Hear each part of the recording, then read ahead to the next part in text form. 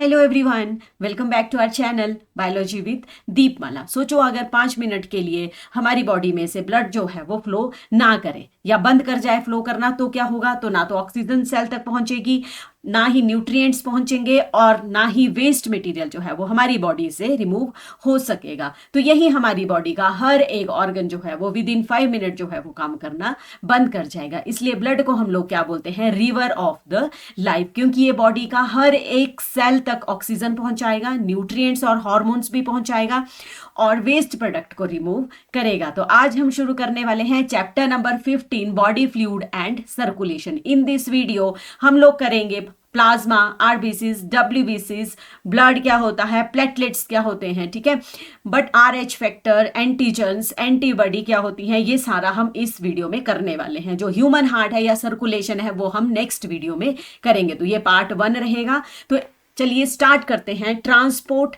In different organism. तो different organism, blood जो है हमारे पास क्या होता है? कॉमनली यूज्ड बॉडी फ्लूइड है, जो कि most of the higher organism जो कि ह्यूमन है या सभी ऑर्गेनिज्म में फ्लो करता है। और एक लिम्फ होता है हमारे पास, वो किस लिए होता है?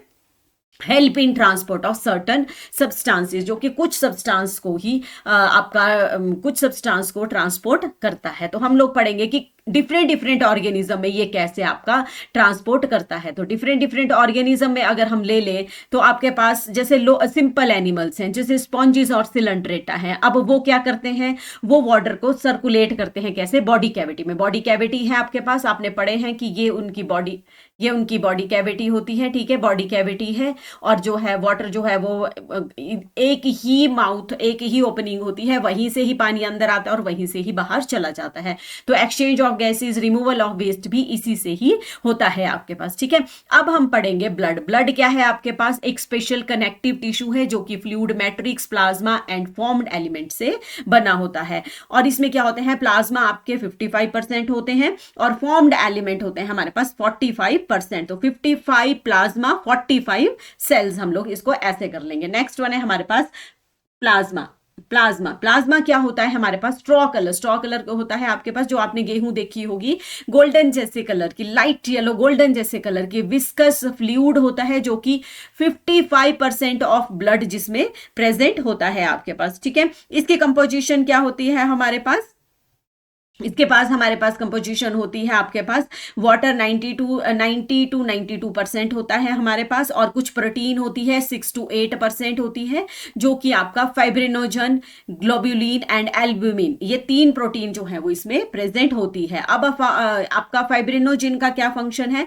फाइब्रिनोजिन जो है वो ब्लड क्लॉटिंग में या कोआगुलेशन ऑफ ब्लड, यानी कि ब्लड को क्लॉट करने में हेल्प करेगी। नेक्स्ट बने हमारे पास ग्लोबुलिन। ग्लोबुलिन क्या करेगी आपके पास? डिफेंस मैकेनिज्म करेगी, यानी कि अगर कोई भी फॉरेन पार्टिकल्स, कोई भी जर्म्स हमारी बॉडी में एंटर हो जाते हैं तो ये ऑटोमेटिकली आपके पास एक्टिवेट हो जाती है, ठीक है। और एल्बुमिन है जो कि क्या करती है? ऑस्मोटिक प्रेशर को बैलेंस करती है। कुछ और सब्सटेंस भी प्रेजेंट होते हैं आपके पास, जैसे ग्लूकोज है, अमाइनो एसिड है, लिपिड्स हैं, they are present in plasma, okay. और कुछ हमारे पास इलेक्ट्रोलाइट्स भी प्रेजेंट होते हैं, जैसे सोडियम है, कैल्शियम है, मैग्नीशियम है, आपके पास HCO3 नेगेटिव हुआ, बाइकार्बोनेट आयन है और क्लोराइड आयन है। क्लियर है?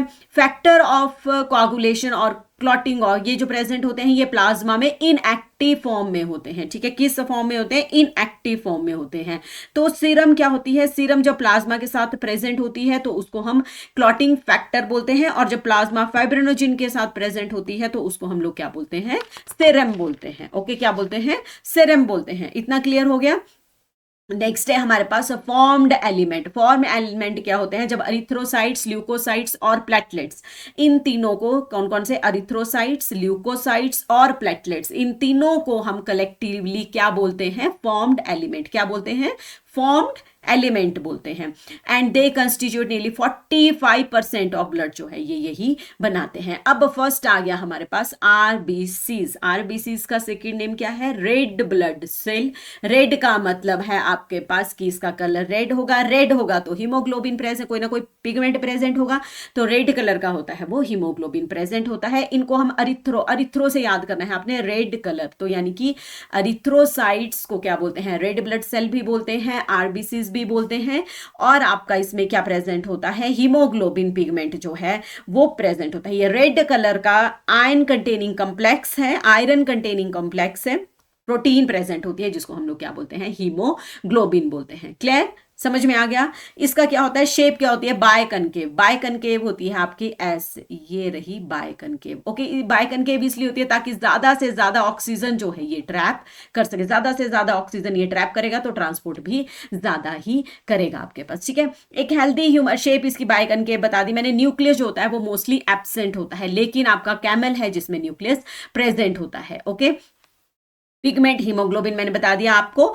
लाइफ स्पैन इसका 120 डेज होता है, और आपके पास डिस्ट्रॉयड इन स्प्लीन। स्प्लीन हमारे बॉडी में एक ऑर्गन होता है जो कि क्या होता है आपके पास, ग्रेवयार्ड ऑफ आरबीसीज भी इसको हम लोग बोलते हैं। तो किसमें डिस्ट्रॉय होंगे, ये स्प्लीन में होंगे आपके पास। नेक्स्ट वन है कि हेल्दी इंडिविजुअल के पास 12 to 16% of haemoglobin in every 100 ml of blood जो है वो प्रेजेंट होता है। तो ये मॉलिक्यूल आपको हमने प्रीवियस वीडियो में भी पढ़ा था, प्रीवियस चैप्टर में भी पढ़ा था कि ये मॉलिक्यूल जो होते हैं वो सिग्निफिकेंट रोल प्ले करते हैं किसमें, transport of respiratory gases. Okay, life span 120 होता है, और डिस्ट्रॉय इन स्प्लीन जिसको ग्रेवयार्ड ऑफ आरबीसीज भी बोलते हैं। तो ये 1 मार्क का क्वेश्चन यहां से, बहुत सारे क्वेश्चन जो है वो छोटे छोटे क्वेश्चन जो है वो यहां से बनते हैं। क्लियर, समझ में आ गया। नंबर इनका 5 to 5.5 million of RBCs millimetre पर क्यूब होता है आपके पास। ठीक है, नेक्स्ट है हमारे पास ल्यूकोसाइट्स। अब ल्यूको क्या होते हैं, ये कलरलेस हुए। ल्यूको का मतलब है कलरलेस है। कलरलेस का मतलब है कि इसमें हीमोग्लोबिन एब्सेंट है। व्हाइट ब्लड सेल भी बोलते हैं, और इनको डब्ल्यूबीसी भी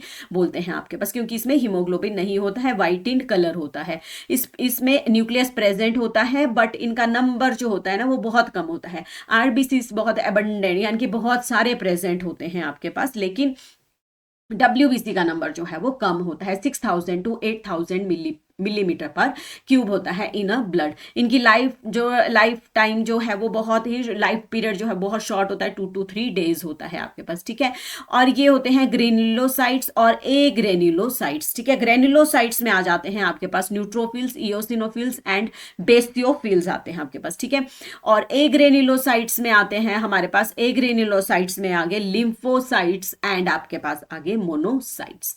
क्लियर, समझ में आ गया।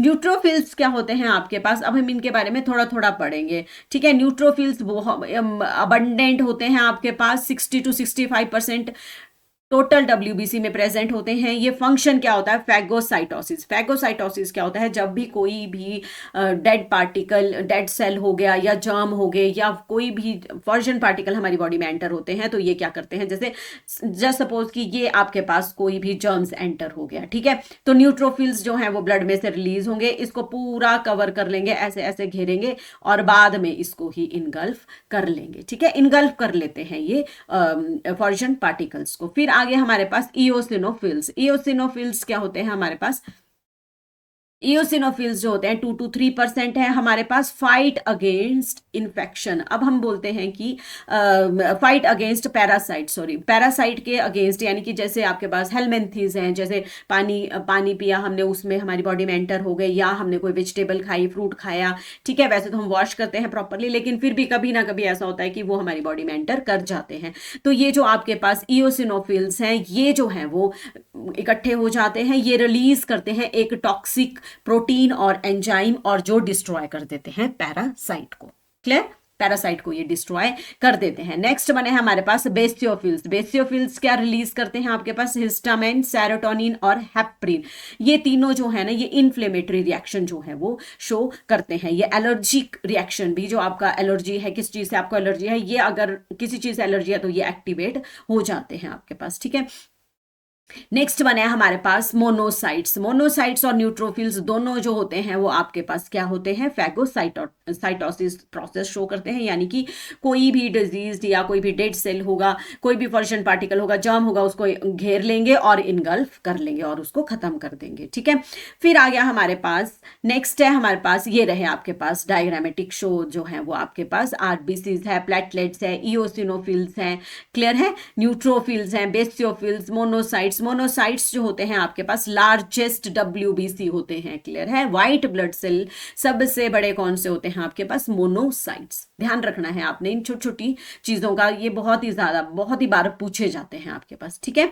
फिर आगे हमारे पास लिम्फोसाइट्स जो होते हैं हमारे पास 20 to 25%, और ये होते हैं बी लिम्फोसाइट और टी लिम्फोसाइट, जो कि रिस्पॉन्सिबल होते हैं immune response of the body. यानी कि हम लोग देखो, आप लोगों ने देखा होगा कि हम जब भी बीमार होते हैं तो हमें क्या होता है कि हमें एंटीबायोटिक्स दी जाती है, लेकिन हम ये भूल जाते हैं कि हमारी अपनी बॉडी का इम्यून सिस्टम प्रेजेंट होता ही होता है, क्लियर है। थोड़ा सा टाइम देंगे तो वो अपने आप को आपकी बॉडी में से रिलीज होंगे और आपको जो है वो बीमारी से बचा लेंगे, क्लियर है। लास्ट वन है हमारे पास प्लेटलेट्स। प्लेटलेट्स को हम लोग क्या बोलते हैं? थ्रोम्बोसाइट्स बोलते हैं। क्या बोलते हैं? थ्रोम्बोसाइट्स, जो कि कौन रिलीज करता है? मेगा कैरियोसाइट्स जो हैं वो स्पेशल सेल जो होते हैं, जो कि कहाँ प्रेजेंट होते हैं? बोन मैरो में। बोन मैरो कहाँ प्रेजेंट होती है? बोन में, हड्डी में एक सेल प्रेजेंट होते हैं बोन मैरो, जहां से आरबीसीज बनते हैं, बस वहीं पे ही ये मेगा कैरियोसाइट सेल्स होते हैं जो कि प्लेटलेट रिलीज करते हैं, जो बोलते हैं थ्रोम्बोसाइट बोलते हैं, क्लियर, समझ में आ रहा है।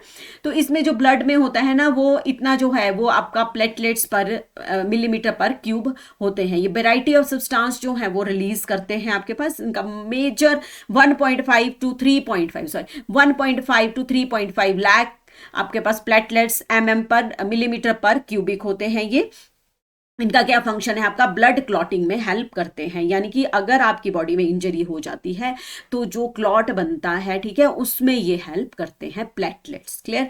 अगर यहाँ पे बहुत इंपॉर्टेंट है आपके पास ये वाला क्वेश्चन है, अगर जो है वो प्लेटलेट्स का जो काउंट है जो कम हो जाता है, मान लो इतने से हमारा 1.5 to 3.5 लाख से कम हो गया, ठीक है, तो क्या होगा? तो क्लॉटिंग नहीं होगी। आप सबको पता है कि ये क्लॉटिंग फैक्टर है, अगर ये प्रेजेंट होगा तो अच्छी क्लॉटिंग होगी, यानी कि जरा सी चोट लगेगी तो फटाफट वो हील हो जाएगा।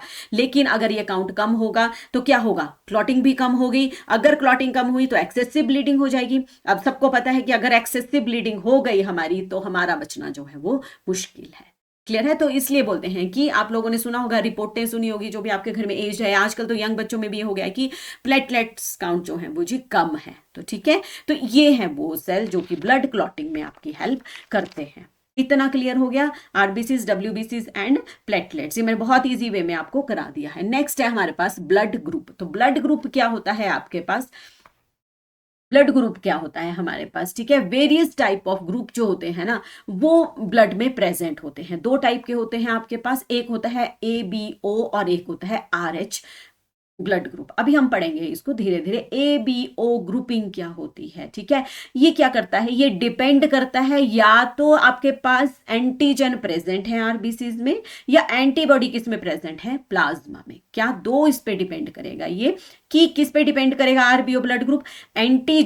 एंटीजन कहां प्रेजेंट होंगे? आरबीसीज में। आरबीसीज में क्या प्रेजेंट होंगे? एंटीजन, और एंटीबॉडी प्रेजेंट होंगी प्लाज्मा में, ठीक है। दो होते हैं एंटीजन और एंटीबॉडी। एंटीजन किस में प्रेजेंट होंगी? आपके आरबीसीज में, और एंटीबॉडी प्रेजेंट होंगी किस में? प्लाज्मा में, क्लियर। ये है आपके पास ये ब्लड ग्रुप एंड डोनर। उसके बाद है हमारे पास यूनिवर्सल डोनर। यूनिवर्सल डोनर का क्या मतलब होता है? हमारे पास होते हैं आपके पास चार होते हैं, A B O and O, okay, A B and O. आप लोगों को सबको पता होगा, वैसे भी अगर नहीं भी पता है तो आप लोगों को हॉस्पिटल में जाना है, वहां पे जाके चेक कराना है कि आपका क्या ब्लड ग्रुप है। और उसके साथ साथ आपको एक और चीज भी पता करनी है कि आप RH पॉजिटिव हैं या RH नेगेटिव हैं, ओके।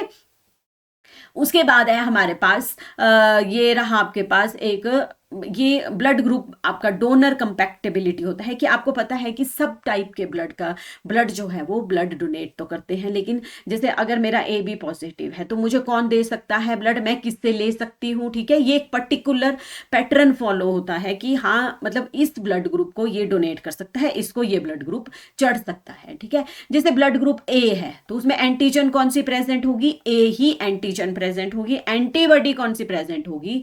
B, ओके, कौन सी प्रेजेंट होगी? बी। तो डोनर ब्लड ग्रुप है ए या ओ, या वो किससे ले सकता है ब्लड ग्रुप? या तो उसका किसी पर्सन का ए ब्लड ग्रुप है या ओ है। तो ओ जो आप लोग देखोगे ये भी दे सकता है, ये भी और ये भी। तो ये यूनिवर्सल डोनर है, यानी कि ये सबको अपना ब्लड दे सकता है। ठीक है, अब जिनका ब्लड ग्रुप बी है तो उनमें ऑपोजिट है आपके पास। ठीक है, एंटीजन आरबीसीज में बी है और एंटीबॉडी क्या है प्लाज्मा में ए है। तो कौन से किससे वो अपना ब्लड ले सकता है? या तो पर्सन का ब्लड ग्रुप बी होना चाहिए या ओ होना चाहिए। ओके, थर्ड ब्लड ग्रुप आ गया ए बी, उसमें एंटीजन या तो ए होगी या बी, दोनों भी प्रेजेंट हो सकते हैं, नहीं भी प्रेजेंट हो सकती है। एंटीबॉडी जो नहीं भी प्रेजेंट नहीं होती, दोनों में प्रेजेंट होती है। ओके, एंटीबॉडी क्या होती है? कोई भी एंटीबॉडी इसमें प्रेजेंट नहीं होती है। ठीक है, तो इसलिए ए बी जो है आपके पास क्या है ग्रुप? यूनिवर्सल रेसिपिएंट, यानी कि किसी से भी कोई भी ब्लड उसको दे सकता है। ठीक है, रेसिपिएंट है, वो ले सकता है। ए बी से भी ले लेगा, ए से भी ले लेगा, बी से भी ले लेगा और ओ से भी ले लेगा। क्लियर, समझ में आ गया? ओ अब ठीक है, ओ क्या हुआ हमारे पास? जिसमें एंटीजन जो होती हैं वो नहीं होती हैं, एब्सेंट होता है। एंटीबॉडी जो है वो ए और बी प्रेजेंट होगी और डोनर ग्रुप ओ वाले सिर्फ ओ को ही दे सकते हैं। क्लियर, समझ में आ गया? इसमें से क्वेश्चन जो है, ये टेबल बहुत इंपॉर्टेंट है, ये आपने एज इट इज लर्न करना है। तो इस तरीके से जो है हम ब्लड ग्रुप जो है वो ये करते हैं कि कौन सा ब्लड जो है वो कौन से पर्सन जो है वो किसको ब्लड दे सकते हैं। अब देखो, अगर आपको अपना ब्लड ग्रुप ही पता नहीं होगा, मान लो आपको कोई इमरजेंसी पड़ गई, ठीक है, तो जब पहले फिर तो आप हॉस्पिटल में एडमिट होंगे, पहले आपका ब्लड ग्रुप चेक होगा, फिर एंटीजन चेक आपका RH फैक्टर चेक होगा, तब आपको ब्लड मिलेगा, तब तक तो बंदा ले लेगा। ठीक है, समझ में आया? तो इसलिए आप सबको अपना ब्लड ग्रुप पता होना चाहिए। हॉस्पिटल में जाइए, वहां पे चेक कराइए अपना ब्लड ग्रुप, और फिर आप ये हो जाएगी कल को कोई इमरजेंसी पड़ती है, जरूरी नहीं है बट फिर भी आपको एक अपना ब्लड ग्रुप पता होना चाहिए। क्लियर, समझ में आ गया? ये जो टॉपिक है ना RH ग्रुपिंग वाला, ये बहुत इतना इंपॉर्टेंट है कि 3 मार्क्स का या 2 मार्क्स का क्वेश्चन ही आता है नीट में। तो इसमें से हर साल में क्वेश्चन जो है वो पूछे जाते हैं। देखो, वैसे तो ये इजीली बच्चों को समझ ही नहीं आता है कि RH है क्या। अब हमने इसको इतने इजी वे में समझना है कि क्या है RH। ठीक है, ABO पढ़ लिया हमने। ठीक है, अब एक और पढ़ेंगे हम कि हमारे पास RH फैक्टर होता है। ठीक है, इसके अलावा भी एक एंटीजन जो होता है ना वो RBCs, जस्ट सपोज कि हमारे पास ये RBCs है। ठीक है, ऐसे समझेंगे हम, RBCs के ऊपर एक एंटीजन प्रेजेंट है, कुछ प्रेजेंट है, जिसको हम लोग क्या बोलेंगे? RH फैक्टर बोलेंगे। क्या बोलेंगे? RH फैक्टर बोलेंगे, जो कि रीसस मॉन्की से जो है वो लिया गया है। समझ में आ गया? अबाउट 80% जो लोग हैं जो RH पॉजिटिव होते हैं आपके पास। ठीक है, 80% जो होते हैं वो क्या होते हैं? RH पॉजिटिव होते हैं, यानी कि RH पॉजिटिव, उनमें RH पॉजिटिव क्या हुआ, नेगेटिव क्या हुआ, पॉजिटिव क्या हुआ हमारे पास? जिनके पास RH फैक्टर है वो पॉजिटिव है, जिनके पास नहीं है वो RH नेगेटिव है। तो 80% ऑफ जो पर्सन है वो क्या है? RH पॉजिटिव है, यानी कि हमारे पास RH पॉजिटिव फैक्टर जो है वो होता है। अब RH नेगेटिव जो पर्सन होते हैं ना, RH नेगेटिव पर्सन जो होते हैं, जस्ट सपोज कि उनकी बॉडी में, ठीक है, नॉर्मली एंटी RH एंटीबॉडी नहीं होती है। क्या नहीं होती है? एंटी RH एंटीबॉडी नहीं होती है। किस में नहीं होती है? RH नेगेटिव पर्सन में क्या नहीं होता है? Anti RH antibody. क्या नहीं होता है? एंटी RH एंटीबॉडी नहीं होती है। अब सोचो, उनके पास तो एंटीबॉडी नहीं है, अगर RH नेगेटिव पर्सन को RH पॉजिटिव ब्लड जो मिल जाता है तो क्या होगा? वो एंटी-RH वो एंटीजन एंटीबॉडी बनाना स्टार्ट कर देगी, और इससे जो होगा वो ब्लड ट्रांसफ्यूज हो जाएगा, मिसमैचिंग हो जाएगी आपके पास। ठीक है, तो इसलिए आपको अपने ब्लड ग्रुप के साथ साथ RH पॉजिटिव हो आप या RH नेगेटिव हो, ये भी पता होना चाहिए। ओके, अब ये बहुत इंपॉर्टेंट है कि RH इनकम्पैटिबिलिटी क्या होती है। ठीक है, इनकम्पैटिबिलिटी क्या होती है, ये बहुत ही इंपॉर्टेंट टॉपिक है। मदर का क्या होता है? देखो, अगर तो मदर RH नेगेटिव है, ठीक है, मोस्टली जो 20% तो बच गए पर्सन, उनमें से मदर आती हैं, जो लेडीज आती हैं, उनका RH नेगेटिव होगा। अगर RH नेगेटिव है और अगर उनका बेबी है, जो फीटस में बेबी पल रहा है, वो RH पॉजिटिव हुआ। ठीक है, तो फर्स्ट प्रेगनेंसी आपने ध्यान से सुनना है, ये पूरे पैराग्राफ में यही लिखा है। ठीक है, फर्स्ट प्रेगनेंसी में क्या होगा, जो प्लेसेंटा होगा ना, जो प्लेसेंटा होता है कि ये आपके पास ये इस तरीके से होता है आपके पास, ठीक है, अम्बिलिकॉर्ड है, ये आपका फिटस है, तो इसके बाद ये फिटस अंदर प्रेजेंट है, तो यहाँ पे जो है ये पूरा ये रहता है, तो ये जो होता है ना ये वाला, ये इसको प्लेसेंटा बोलते हैं। ओके, अब प्लेसेंटा क्या होता है, वैसे तो वो मदर और जो फिटस है उसके ब्लड को सेपरेट रखता है, ठीक है, अलग अलग रखेगा, लेकिन डिलीवरी के टाइम में कुछ ब्लड जो बच्चे का होगा ना वो मदर में चला जाएगा, ठीक है। अब मदर है RH नेगेटिव, बच्चा है RH पॉजिटिव, तो ट्रांसफ्यूजन हो गया, और वहां से क्या हुआ, तो जो ब्लड मदर में चला गया वहां से एंटी RH एंटीबॉडी जो है वो बनाना स्टार्ट कर देगी, फ्यूजन हो गया, ट्रांसफ्यूजन हो गया ब्लड का, और क्या बन गया, एंटी RH एंटीबॉडी, जो कि एब्सेंट होती है RH नेगेटिव में। अब वो मदर में चला गया तो वो क्या बनाएगा, एंटी RH एंटीबॉडी जो है वो बनाएगा। उसके बाद क्या होगा, फर्स्ट प्रेगनेंसी तो हो गई, डिलीवरी हो गई, सब कुछ मैनेज हो गया। अब सेकेंड प्रेगनेंसी, अगर तो दोबारा से वही सिचुएशन बनी कि मदर जो है वो RH नेगेटिव है, बेबी जो है वो RH पॉजिटिव है, फिर क्या होगा, जैसे ही मदर की एंटीबॉडी क्रॉस करके जाएगी किसको, प्लेसेंटा को, मदर की जो ब्लड में जो है वो एंटीबॉडी जो है वो क्रॉस कर जाएगी, वो तो बन चुकी है आपके पास, क्या बन चुका है, एंटी RH बॉडी एंटीबॉडी बन चुकी है मदर में फर्स्ट प्रेगनेंसी के दौरान ही। अब सेकंड बच्चे में क्या होगा कि वो RBCs को क्रॉस करके बच्चे के ब्लड में जाएगी और वहां पे RBCs को डिस्ट्रॉय करना स्टार्ट कर देगी। क्लियर है, उससे क्या होगा कि बच्चे को सीवियर एनीमिया हो जाएगा, जॉन्डिस हो जाएगा, और कई बार बच्चे की डेथ भी हो जाती है। इस डिजीज को बोलते हैं, हमारे पास ये रही आपके पास डिजीज, इस डिजीज को हम लोग बोलते हैं एरिथ्रोब्लास्टोसिस। ओके, क्या बोलते हैं, एरिथ्रोब्लास्टोसिस, एरिथ्रोब्लास्टोसिस फिटालिसिस, क्या बोलते हैं, एरिथ्रोब्लास्टोसिस फिटालिस। समझ में आ गया, ये वर्ड ही इतना इंपॉर्टेंट है ना अपने में कि इस पर भी क्वेश्चन आ जाते हैं। समझ में आ गया, इसको अच्छे से प्रोनाउंस करना है। तो ये वाली जो होता है आपके पास, ये प्रॉब्लम हो जाती है। अब इसका प्रिवेंशन, अब कुछ तो होगा प्रिवेंशन, तो क्या करते हैं, जैसे ही फर्स्ट डिलीवरी होती है लेडी की, ठीक है, मदर की डिलीवरी हुई, तो उसके बाद मदर को एंटी RH एंटीबॉडी का इंजेक्शन दे देते, ठीक है, तो उसकी बॉडी जो है वो ये एंटीजन जो है एंटीबॉडी प्रोड्यूस करेगी ही नहीं, और उसकी डिलीवरी जो है वो नॉर्मल होगी। क्लियर, समझ में आया RH ग्रुपिंग को, बहुत इंपॉर्टेंट है ये, इसको छोड़ना नहीं है आप लोगों ने। नेक्स्ट वन है कोआगुलेशन ऑफ ब्लड। अब कोआगुलेशन ऑफ ब्लड क्या होती है, देखो हम लोग बचपन में क्या हुआ हमारे साथ कि एक बार कट लग गया उंगली में, ठीक है, यहाँ पे कट लग गया, मैंने क्या किया, ऐसे उंगली की अपनी, ठीक है, दिख रहा है ये रहा, ठीक है, ऐसे यहां कट लगे और पूरे हाथ में ना ऐसे ब्लड इकट्ठा हो गया। बड़े ध्यान से देखें कि हुआ क्या है, ये सारे देखने लगे कि अब क्या होगा, अब क्या होगा, तब छोटे थे पता नहीं होता था। फिर एक क्लॉट जैसा जम गया, ठीक है, फिर उसके बाद वो पूरा क्लॉट जम गया। देखो तो कितना ये होता है ना कि कैसे क्लॉट जम गया, क्या हुआ, तब बड़ा पता होता था कि क्या हो रहा है। तो अब हमको पता चलता है कि अच्छा ब्लड में ये भी ऐसे भी होता है। तो ये प्रोसेस जो है वो बहुत इंपॉर्टेंट है। अब ब्लड क्लॉटिंग क्यों इंपॉर्टेंट है, देखो अगर कट लग गई, हमको इंजरी लग गई, ठीक है, इंजरी हो गई, अगर ब्लड निकल गया, तो अगर वो रुका ही नहीं तो सारा ब्लड तो ड्रेन हो जाएगा, ठीक है, तो उससे क्या होगी, हमारी डेथ हो जाएगी। इसलिए एक्सेसिव ब्लीडिंग को रोकने के लिए क्या होता है, ब्लड में एक फैक्टर होता है जिसको हम लोग बोलते हैं कोआगुलेशन, यानी कि ब्लड का जमना। अब कंपोजिशन क्या होती है, ब्लड में क्या होता है आपके पास, ठीक है, ब्लड में हुआ आपके पास ब्लड क्लॉट किससे होगा, कोई फाइबर होगा, धागा होगा, ठीक है, फाइब्रिन फाइबर होता है हमारे पास, क्या होता है, फाइब्रिन फाइबर होता है हमारे पास। देखो क्लॉट या कोआगुलेशन फॉर्म हो जाता है जो कि एक थ्रेड लाइक स्ट्रक्चर होता है, फाइब्रिन जिसको हम लोग बोलते हैं। ओके, जिसमें डेड और डैमेज एलिमेंट जो होते हैं ना ब्लड के, वो ट्रैप हो जाते हैं।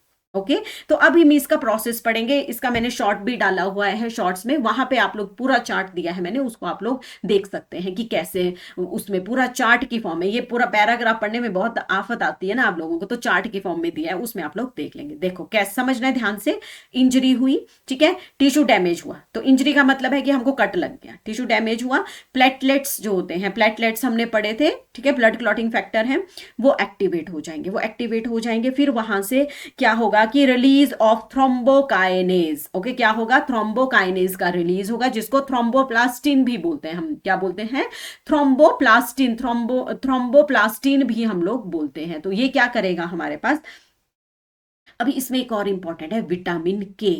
विटामिन के का क्या, इसमें नहीं दिया है शायद, विटामिन के का क्या फंक्शन है, ये रिक्वायर्ड होता है, ठीक है। ये लीवर से जो है वो प्रोड्यूस कराता है प्रोथ्रोम्बिन, प्रोथ्रोम्बिन रिलीज कराएगा जो कि इनएक्टिव फॉर्म में होगा, वो कैल्शियम के साथ कंबाइन करके थ्रोम्बिन बनाएगा जो कि एक एक्टिव फॉर्म में होगा, और वहां से फाइब्रिनोजन को किस में कन्वर्ट करेंगे, ये फाइब्रिन में कन्वर्ट करेंगे। तो फाइब्रिनोजन हमारे पास सॉल्युबल प्रोटीन है, वहां से इनसॉल्युबल थ्रेड बनेगा, और आपके पास क्या होगा, फाइब्रिन नेटवर्क जो होंगे वो आरबीसीज, डब्ल्यूबीसीज और प्लेटलेट्स का एक पूरा जाल बनाएंगे और उसको कवर कर देंगे, वहां पे ब्लड क्लॉट बनेगा आपके पास, और ब्लीडिंग जो है वो स्टॉप हो जाएगी।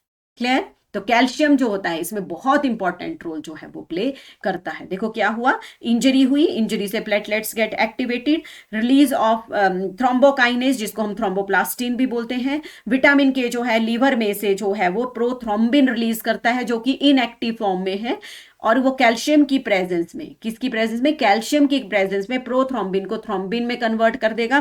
प्रोथ्रोम्बिन जो है वो फिब्रिनोजन को जाके एक्टिवेट करेगी जो कि वो एक्टिवेट करेगी जो कि एक सॉल्युबल प्रोटीन है, उसको बनाएगी फाइब्रिन में, एक धागे के रूप में बनाएगी जिसको बोलेंगे इनसॉल्युबल थ्रेड, और आपका फाइब्रिन नेटवर्क जो है वो ट्रैप करेगा आरबीसीज, डब्ल्यूबीसीज और प्लेटलेट्स को, और वहां पे जो है वो ब्लड क्लॉट कर जाएगा। क्लियर, ब्लड क्लॉटिंग का समझ में आ गया। नेक्स्ट है हमारे पास लिम्फ। ओके, लिम्फ क्या होता है, अब यहां तक पढ़ेंगे हम, यहां तक लिम्फ तक। ओके, लिम्फ में क्या होता है, अब लिम्फ का जो टिश्यू फ्लूइड, इसको हम टिश्यू फ्लूइड भी बोलते हैं। देखो क्या होता है, जैसे हमारे पास ये आपके पास टिश्यू है, ठीक है, ब्लड है, ब्लड जो है आपके पास कैपिलरी में से पास हो रहा है, तो इसमें से कुछ आपके पास जो होता है वाटर है या स्मॉल वाटर सॉल्युबल सब्सटेंस है, वो जो होते हैं ना वो यहां से जो है वो निकल जाते हैं और एक टिश्यू में चले जाते हैं, ठीक है, ये समझ लो। आप टिश्यू में चले गए तो यहाँ पे क्या रह गया, यहाँ पे आरबीसीज के सेल रह गए, कुछ प्रोटीन रह गए जो कि लार्ज इन साइज थे, तो जो फ्लूइड यहां से निकला ना, जो ब्लड कैपिलरी से निकला फ्लूइड, उसको हम बोलते हैं लिम्फ या टिश्यू फ्लूइड बोलते हैं। ओके, टिश्यू में निकल गया तो टिश्यू फ्लूइड, ये क्या है, वाटर, और इसमें वाटर सॉल्युबल सब्सटेंसेस जो होते हैं इसमें होते हैं, ठीक है। स्मॉल मॉलिक्यूल बाहर निकल गए और लार्ज जो प्रोटीन मॉलिक्यूल्स हैं या ब्लड आरबीसी हैं वो अंदर रह गए, किसमें, ब्लड कैपिलरी में। क्लियर, समझ में आ गया। अब इसकी कंपोजिशन क्या क्या है, कंपोजिशन है इसमें क्या मिनरल प्रेजेंट होंगे आपके पास, और क्या प्रेजेंट होगा, ठीक है, इसको इंटरस्टिशियल फ्लूइड भी बोलते हैं, क्या बोलते हैं, इंटरस्टिशियल फ्लूइड भी बोलते हैं। ये इसका क्या फंक्शन है, एक्सचेंज ऑफ न्यूट्रिएंट्स करेगा, गैसेस को एक्सचेंज करेगा between blood and the cell, ठीक है, ब्लड और सेल के बीच में, यानी कि ये ब्लड वेसल है कोई, ठीक है, ये ब्लड वेसल है, यहाँ पे आपका सेल प्रेजेंट है, तो ये होता है, ये खाली नहीं होता है, ठीक है, इसमें क्या प्रेजेंट होता है, फ्लूइड प्रेजेंट होता है। क्लियर है, तो fluid present in lymphatic system में भी प्रेजेंट होता है, जिसको हम लोग क्या बोलते हैं, लिम्फ बोलते हैं। तो लिम्फ क्या है हमारे पास, लिम्फ एक कलरलेस फ्लूइड है जो कि स्पेशलाइज्ड लिम्फोसाइट्स जो हैं वो प्रेजेंट होते हैं। लिम्फोसाइट क्या करते हैं, इम्यून रिस्पॉन्स को, यानी कि हमारी इम्यूनिटी को इंक्रीज करते हैं। ये ऑल्सो जो आपका लिम्फ है ये एक और इंपॉर्टेंट कैरियर है किस चीज का, न्यूट्रिएंट्स का, हार्मोन को ट्रांसपोर्ट करने का, और आपके पास फैट को एब्जॉर्ब करते हैं। अब फैट हमारे आपने देखा होगा कि स्मॉल इंटेस्टाइन में, ठीक है, स्मॉल इंटेस्टाइन में विलाय लाइक स्ट्रक्चर होते हैं, ऐसे फिंगर लाइक स्ट्रक्चर होते हैं, जिसको हम लोग बोलते हैं लैक्टेल्स। ओके, लैक्टेल्स क्या करते हैं, ये फैट एब्जॉर्प्शन में हेल्प करते हैं। ये फिंगर लाइक इसलिए होते हैं ताकि ज्यादा से ज्यादा यहाँ पे फैट जो है वो एब्जॉर्ब हो सके। Okay, this is all about transportation. Okay, transportation किस किस की हमने, ब्लड सर्कुलेशन, ब्लड किया हमने, आरबीसीज, डब्ल्यूबीसीज, आपके पास ब्लड ग्रुप्स क्या होते हैं, बहुत इंपॉर्टेंट, आरएच ग्रुपिंग, कोआगुलेशन कैसे होता है, क्लॉटिंग कैसे होती है, ओके, और लिम्फ के बारे में हमने पढ़ा।